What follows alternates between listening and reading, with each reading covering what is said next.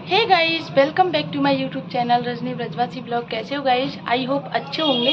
मैं भी अब ठीक हूँ, पहले से बेटर हूँ। तो गाइस, मैंने ना आज ये वाली साड़ी पहनी है कॉटन में, और काफ़ी टाइम हो गया मुझे ये वाली साड़ी पहने हुए। मैंने उठा के रख दी थी क्योंकि थोड़ा ना ये थोड़ा इसका जो कॉटन है थोड़ा मोटा कपड़ा था, इस वजह से गर्मी लगती थी।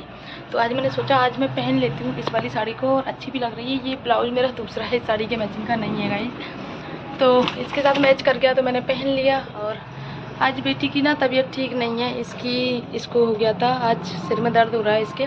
इसका आई टेस्ट करवाना है। हो सकता है इसकी आंखों में दर्द हो, क्योंकि कई दिन हो गए सिर में दर्द, मतलब फीवर वगैरह नहीं होता लेकिन सिर में दर्द होता है, तो हो सकता है उसकी वजह से आंखों में दर्द रहता हो। आंखों का दर्द ना सिर में रहता है। इसकी आज आई टेस्ट करानी है, तो इसकी वजह से इसकी छुट्टी रख दी थी। बेटा स्कूल गया है, उसको लंच में मैंने भिंडी की सब्ज़ी पराठे बना के रख दिए, वो आएगा आराम से।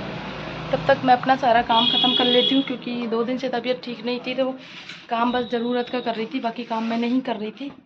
तो अभी करती हूँ सारे काम। अभी तो नाश्ते का समय हो रहा है, 8:30 पौने 9 हो रहा है, तो पहले मैं नाश्ता की तैयारी करती हूँ। चलते हैं किचन में। तो गाइस, नाश्ते में मैं बना रही हूँ आज पोहा। वैसे तो मैं कुछ भी बना लेती, मैदे का कुछ, मतलब किसी भी चीज़ का, लेकिन बेटी की छुट्टी है आज, मतलब स्कूल से रुकी है, फीवर है उसको। फीवर तो नहीं कह सकते हो, हाँ सिर में दर्द हो रहा है, तो कुछ मैदे वगैरह का कुछ भी बनाऊंगी तो और उसको नुकसान कर जाएगा, क्योंकि दवाई भी ले रही है वो।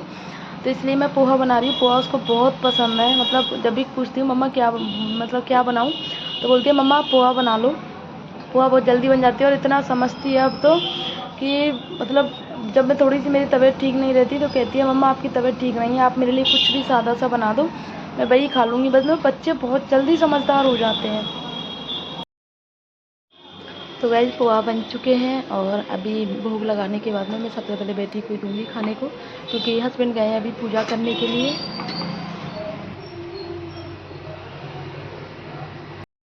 पोहा बना के गाइस मैंने रख दिए हैं, और ये जब तक पूजा करके आएंगे तब तक मैं अपने खाने की तैयारी कर लेती हूँ, क्योंकि आपको पता ही है खाने में बहुत टाइम लगता है, और हमारे यहाँ जो बाबा आते हैं वो बहुत जल्दी आ जाते हैं खाना लेने के लिए। तो इस वजह से फिर नाश्ता वगैरह करते हैं तो 10 साढ़े 10, क्योंकि अभी सुबह के टाइम आपको पता है प्याज मैं बनाती नहीं हूँ अपने किचन में। सुबह तो चाहे कुछ भी हो जाए, सुबह तो मैं बनाती नहीं हूँ। शाम को अगर जैसे बनाती हूँ कभी पनीर वगैरह की सब्ज़ी, तो उसके लिए मैं पहले अपने मतलब भोग जो लगाती हूँ उसको, भोग का सारी चीज़ें बनाने के बाद में किचन साफ कर हो जाती है, तो मैं मतलब प्याज की चीज़ें बनाती हूँ, और उसके बाद में फिर दोबारा से किचन साफ करती हूँ, क्योंकि भोग लगाने के बाद में ही मैं प्याज का जो चीज़ें हैं वो यूज में लेती हूँ। तो अभी मैं टमाटर पीस रही हूँ ग्रेवी के लिए, तो मैंने सोचा जब तक ये पूजा करके आते हैं तब तक मैं ग्रेवी तैयार कर देती हूँ, तो टाइम ज़्यादा नहीं लगेगा। और गाइस, आजकल ना मौसम ऐसा हो गया है, पल में ठंड लगती है, पल में गर्मी लगती है। आपको पता है रात के समय ठंड लगती है, मौसम ऐसा हो गया है, और दिन में मतलब किचन में काम करो तो आप बहुत गर्मी लगती है।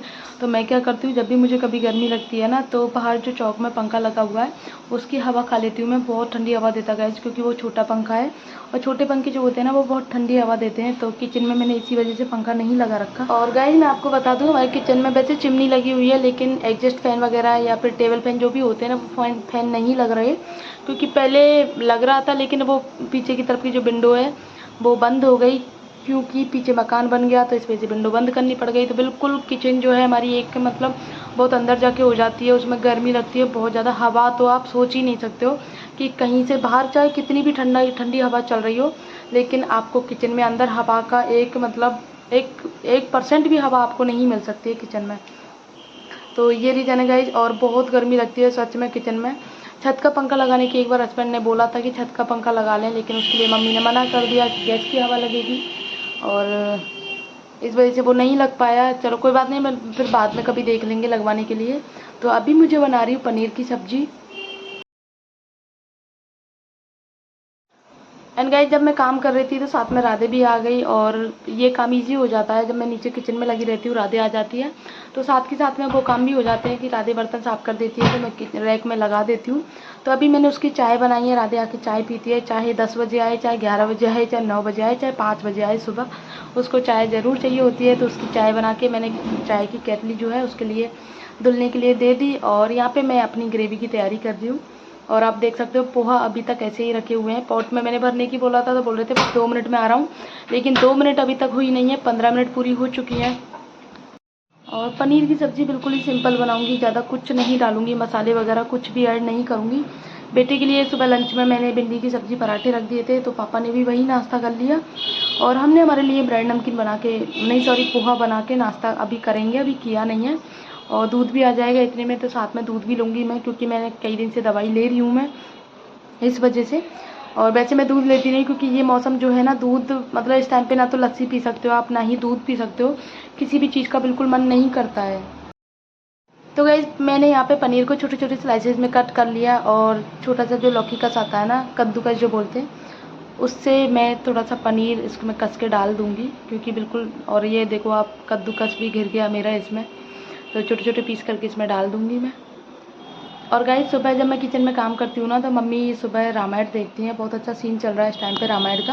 वो वाला सीन चल रहा है जो लव कुश ने श्री राम भगवान से युद्ध किया था ना, वन में जब घोड़ा पकड़ लिया था, अश्वमेध यज्ञ का जो घोड़ा पकड़ लिया था ना, वो वाला युद्ध चल रहा है उसमें। और कल आज तक था, श्री राम भगवान उनसे युद्ध करने के लिए आए हैं।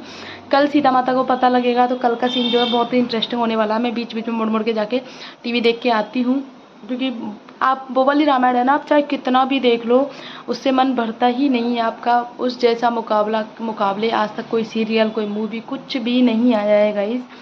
इतनी अच्छी है, कितनी अच्छी एक्टिंग, कितनी बिल्कुल एकदम ऐसा लगता है सारी चीज़ें रियल हैं उस टाइम की। तो गाइस यहाँ पे मैं मम्मी का और अपना दूध तैयार कर रही हूँ। मम्मी भी दवाई लेती हैं, और दवाई लो या ना लो, लेकिन दूध तो देखो डेली लिया जाता है। गाइस बेटी की तबीयत ना बिल्कुल ठीक नहीं है। अभी 8-10 दिन पहले उसको फीवर हुआ था, तो उसको आराम मिल गया था 2-3 दिन तक, मतलब ठीक थी 2-3 दिन। और अभी आज फिर उसके सिर में दर्द हुआ है, और अभी फीवर हो रहा है उसको, बहुत तेज़ वाला फीवर है। दवाई दी है तो थोड़ा सा कम हुआ है, तो कल उसको मथुरा दिखाने भेजना है। मैं सुबह से सोच रही थी कि उसको हो सकता है आई साइड वीक हो उसकी आँखों की, तो हो सकता है उसकी वजह से सिर में दर्द होता हो पढ़ने की वजह से। लेकिन ये कुछ ना कुछ ज़रूर है, क्योंकि वायरल वगैरह चल रहा है ना, वायरल की वजह से इसको फीवर जो है, प्रॉपर दवाई देते हैं उतर जाता है, फिर दवाई बंद हो जाती है, फिर चढ़ जाता है।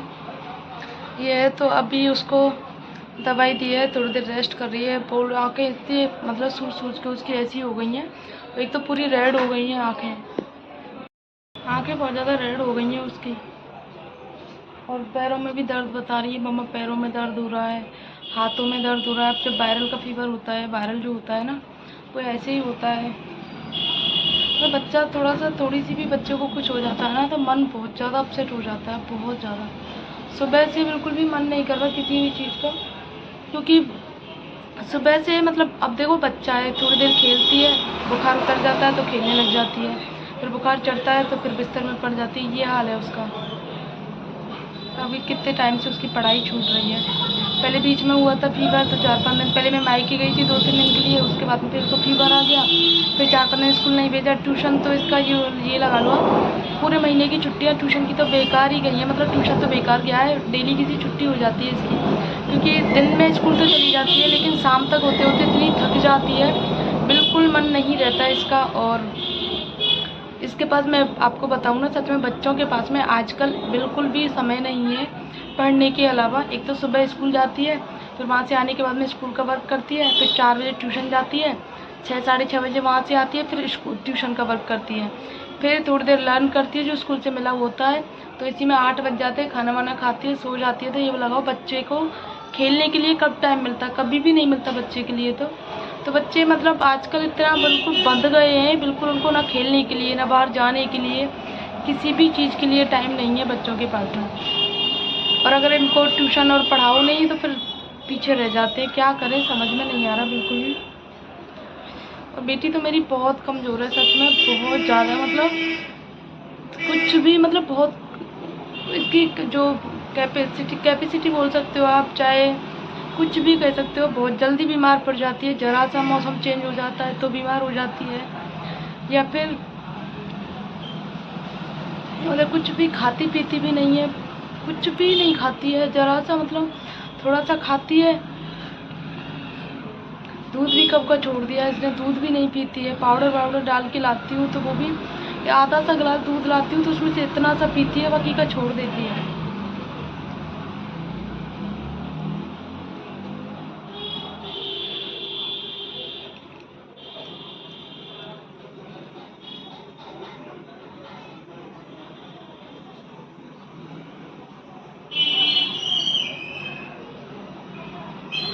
अभी थोड़ी देर के लिए उसका फीवर उतरा है, तो अभी दुकान गई है। बोल रही थी मम्मा थोड़ी देर नीचे खेल के आती हूँ, क्योंकि मैं उसको मोबाइल नहीं दे रही हूँ। मोबाइल से और आंखों पे जोर पड़ेगा उसके, तो हो सकता है और सिर में दर्द बढ़ जाए, इस वजह से मोबाइल नहीं दिया मैंने उसको। थोड़ी देर खेलेगी। एक तो ना खेलने की जगह नहीं है, मैं इस चीज़ को लेके बहुत ज़्यादा परेशान हूँ। ये तो बाहर परिक्रमा का रोड है, सारे दिन व्हीकल चलते हैं, बिल्कुल खेलने की जगह नहीं है। घर में भी जगह नहीं है, मतलब बच्चे खेलें तो कहाँ खेलें, क्या खेलें, समझ में नहीं आता। और आजकल पता है आपको, बच्चे खेलते नहीं हैं बाहर, तो मोबाइल देखते हैं सारे टाइम। यही हाल है सभी जगह। मतलब इस चीज़ को लेके तो मेरे बच्चों का बचपन बस ऐसे ही निकल गया। कभी कभी बहुत मतलब अंदर से ऐसा होता है यार कि चलो छोड़ो। तो गाइस ब्लॉग करते हैं यहीं पर एंड।